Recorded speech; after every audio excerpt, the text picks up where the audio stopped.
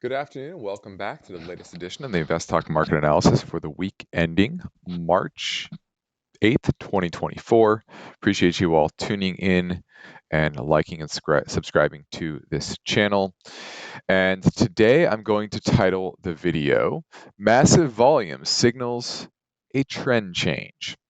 And we've been in an uptrend really since the spring, but you had a couple of big reversal days this week, which I'll dig into the charts, that's signaling a different environment for the markets pretty soon. And it says a lot about where you should be potentially positioning your portfolio. Obviously, this isn't investment advice, but first let's dig in to the economic numbers because there were a lot of stories there as well. The first was on Tuesday, and that was the ISM report. Came in at 52.6, a deceleration, but still growing, right? Anything over 50 is growth, so that's okay. So that's kind of muddling along. But if you look at things like the employment index, this is the second month out of the last three where this was in negative territory, and January was barely in positive territory. So it shows you is that the jobs market, and if you look at even the previous 2 months, it was barely over 50 as well. So you're talking about 1, 2, 3, 4, 5 months here where you had a neutral to negative ISM services employment index. That points to a weak jobs market because remember, the service economy is the vast majority of the US economy. And so if that side of the economy is not hiring, that does not portend well for job creation. Okay. Then if you look at the prices paid, that was, you could say, a positive, right? Just talked about a negative. A positive here is that the prices paid continue to ebb. Whereas you had a reacceleration in January, part of that was the Red Sea issue. February saw prices come back in. Now they're still growing, right? 58.6, that's still growth in prices, but at a slower level. See if we can get another month in March to confirm that. But on the inflation front, that was a bit of a positive. Now going to the jobs openings, that was on Wednesday. That ticked down slightly, but you can see the downtrend in job openings remains intact. And then continuous claims for unemployment. That was on Thursday. That was a tick higher, not dramatically, but still threatening to break out to the highest levels over the past year. So everyone focuses on the weekly jobless claims. Most importantly, it's about continuing claims. How many people are staying unemployed? And that number continues to be in an uptrend. Now going back to a positive, productivity. Now this is backwards looking. This is the fourth quarter of last year. Productivity, very important aspect of growth in the economy. The ability to grow the economy while keeping inflation contained. And if you have good productivity growth, that means that businesses are getting more out of each unit of labor. And that is good for profit margins, it's good for economic growth, it's good all around. When this is negative, it means, hey, they have to put more in to get the same amount of output. Now they're getting less in, 3.2%, that's solid productivity growth after third quarter of 4.7, second quarter 3.1, slightly negative in the first quarter of last year. And this is a big reason why the markets have done well over the past year plus, because we know we have easier monetary policy, but the fact that productivity is improving means earnings are improving as well. So that's something that you want to continue to monitor. It's underrated. Not a lot of people talk about it, but I wanted to highlight that, even though it is backwards looking. Now, on Friday, the non-farm payrolls, 275,000 jobs beat expectations, but January was downgraded pretty dramatically. So net, you actually had negative job growth between the revisions to January and the beat. Sorry, I don't want to say negative. If you combine those together, you would say you had a miss on jobs. So I think it's pretty clear that the jobs market is weakening. And you can see that here, full-time employment. Look at this. It's in a decline. It's been in decline since June. Full-time employment, which that's what real jobs are, right? If you have a part-time job, yeah, you have some income, but you're not supporting a family. You're not obviously earning a ton of money to go out there and spend, etc. So full-time jobs are what is most important, and that has certainly been in decline, like I said, since the summer. Unemployment rate 3.9%. That kind of diverged from the other number, which was a beat. This one definitely missed. Expectation was that it remained 3.7%. It was at 3.9. It's a household survey, different survey. You're calling up households asking, do you have a job or not? Whereas the other one is canvassing businesses and seeing, how many have they hired, have they fired?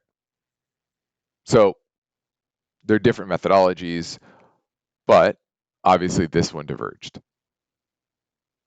And then average hourly earnings, almost flat, the lowest level in nearly 3 years, nearly 2 years, so I call it. So the reality here is the economy is okay, at least on output, but employment is no longer modestly strong. I've said that for a while. Jobs market's okay. It's not great. It's producing enough jobs.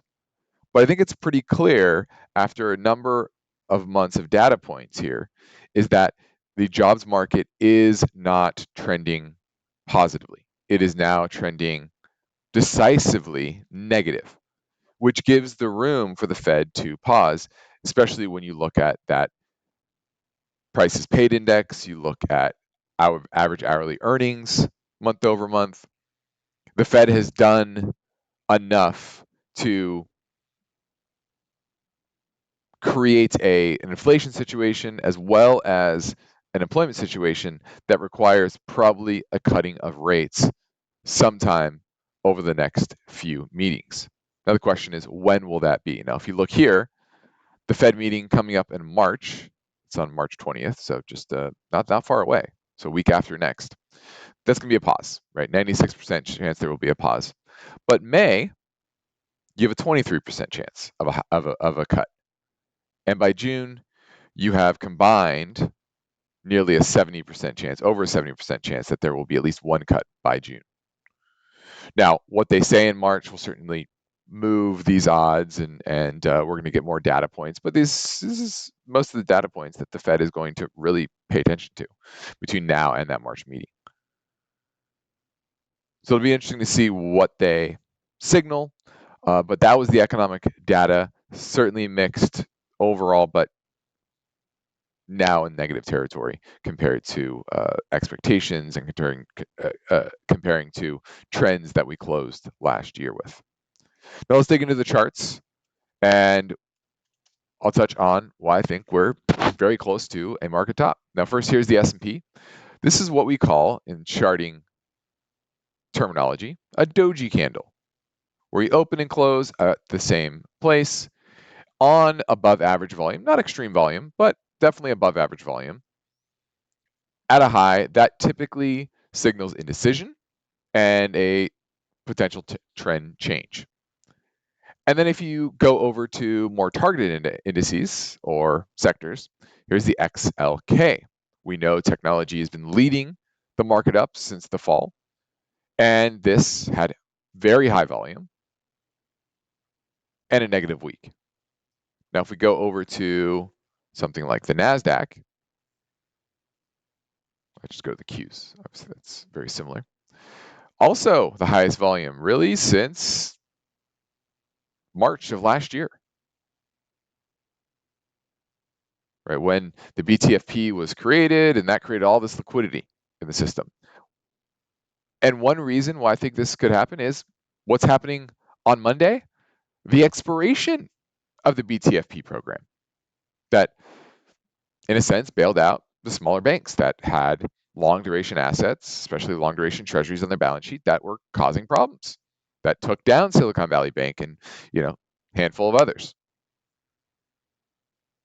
And so is this positive liquidity situation reaching an inflection point due to the exploration of that PTFP?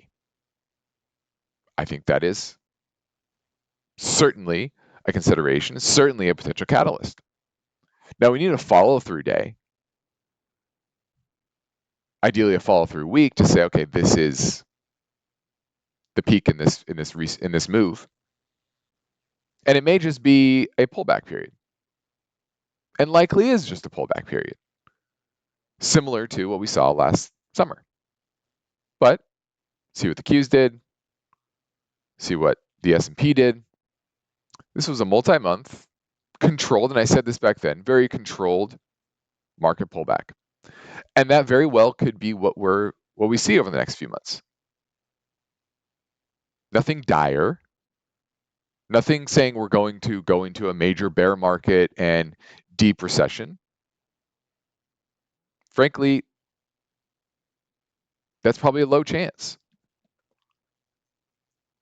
that it's something very bad. The higher chance is that it is a normal, refreshing market pullback. When I say refreshing, I'm talking about refreshing sentiment.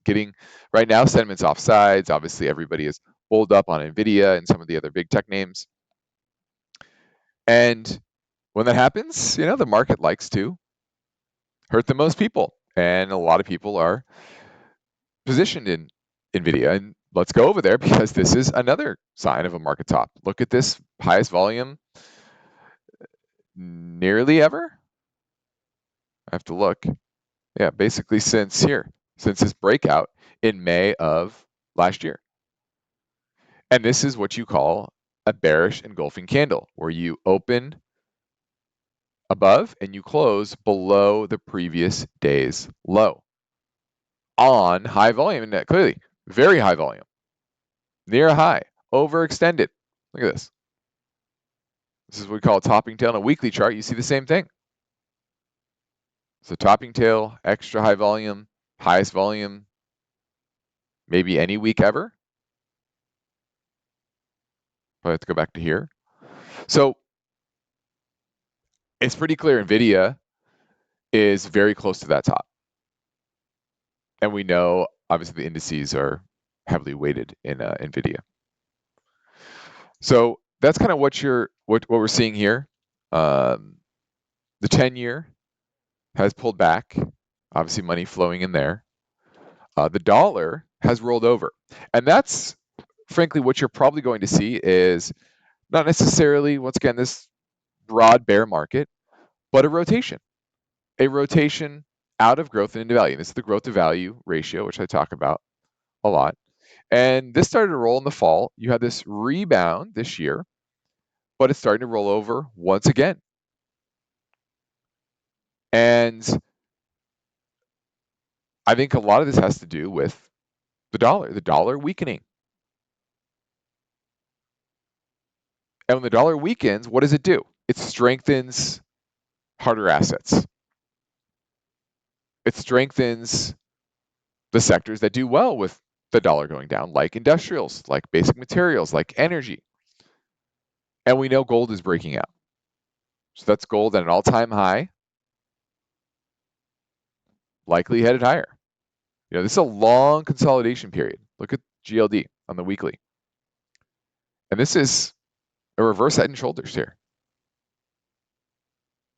Right, you probably want to move this neckline. Actually, let's delete that.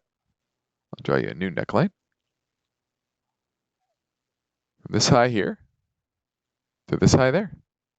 Right, straight across. This is a breakout, which would put the measured move way up here. Another at least 10%, maybe 15% higher.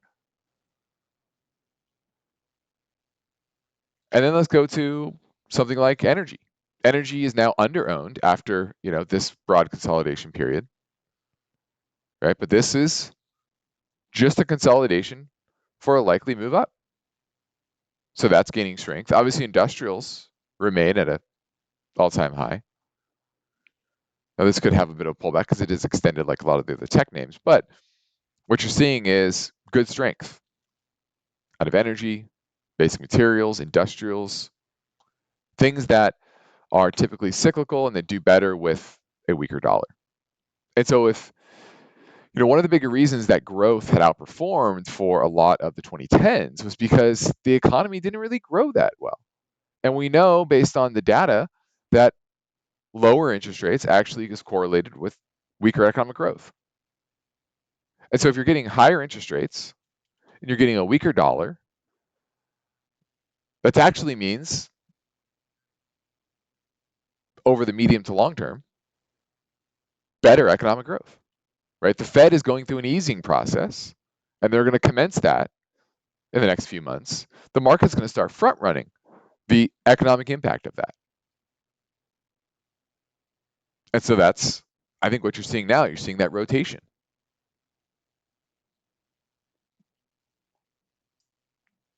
So that's where we're at right now. Let me see if there are any other sectors. Let's see, the move index, we talk about that. That continues to be in a downtrend, so no problems in the treasury market. Obviously, this is reacting to a more dovish Fed. And as long as the dollar is weak and the Fed is likely to cut rates in the near future, I think the move index will be fine. It's when the Fed gets too hawkish, the dollar goes up, that's when you get treasury market potential dysfunction. Let's take a look quickly at the credit markets, not just treasuries, but the credit markets. Are they rolling over? They did get a nice little topping tail here. That's interesting as well. So this is short-term junk to short-term treasuries. So I think this could have a pullback, but once again, it's not in a protracted downtrend, which means a cycle of defaults is unlikely to accelerate.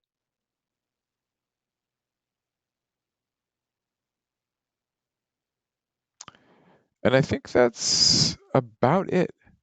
That's what I wanted to highlight.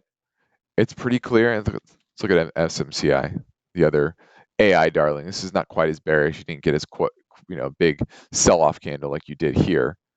And this recent move actually negated this sell-off candle. But obviously, if NVIDIA fails, SMCI will fail as well. And if you dig into some of the other big tech names, you're seeing relative weakness there. Amazon is decently strong, although you're getting a MACD divergence there. But look at Apple, obviously weak, near support. I will say that in this 170 area. So did get a bounce on Friday. Netflix, that one's strong. Tesla, though, very weak, right? Near a 52-week low here. Google, obviously weak with the potential threat of AI. Meta, that one is probably the strongest. And then what are the other? Microsoft. Obviously another AI type play. That's starting to see a bit of a downtrend here as well. So that's kind of the Mag 7, a mixed bag. And Tesla, Google, certainly the worst of the bunch. And if those continue to weaken, and then NVIDIA fails, I think that shift, that transition, that rotation out of the sexy AI growth tech names is on. Okay. I think that's about it. I would say I've turned modestly bearish on the broad indices because of this high volume. 2 sell-off days, Tuesday and Friday, so 2 out of 4. We need a follow through, right? We need a third that kind of at least closes below Friday's low, ideally close below Tuesday's low, and that would be that signal that this recent move has hit its peak and we are headed for a more protracted pullback. I thank you all for tuning in. A reminder to like and subscribe to this channel. And also a reminder that the contents of this video are for educational purposes only and should not be construed as a recommendation to buy or sell a security or to participate in investment strategy. The views are my own and do not represent those of KPP Financial or those associated. Have a wonderful weekend.